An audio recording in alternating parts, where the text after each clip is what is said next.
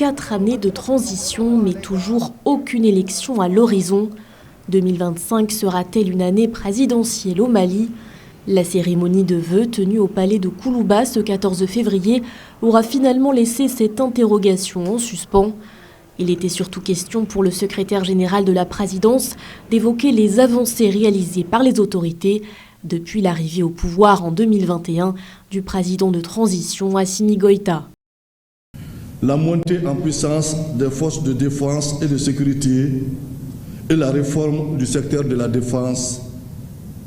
La mise en œuvre des réformes politiques et institutionnelles prônées par les assises nationales de la refondation et le dialogue national sont autant d'avancées significatives. Autant de réformes que le gouvernement semble vouloir prioriser avant le retour à l'ordre constitutionnel. Pour préparer le terrain, le président de transition avait invité en novembre 2024 les membres du gouvernement à créer les conditions nécessaires à l'organisation d'élections transparentes et apaisées.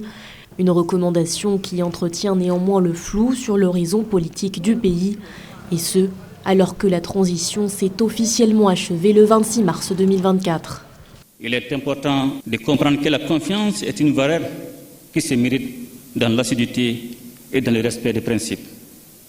L'exemplarité et la transparence dans la gestion des deniers publics doivent nous guider en permanence, car la pérennité des grandes réformes sécuritaires, sociopolitiques et institutionnelles réside pour une grande part dans leur appropriation par les agents des services publics.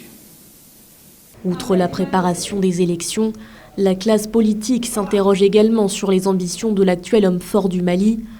Officiellement, la charte de transition lui interdit de prétendre à la magistrature suprême, mais ce point pourrait être révoqué dans la mesure où le dialogue intermalien a recommandé sa candidature à la prochaine présidentielle.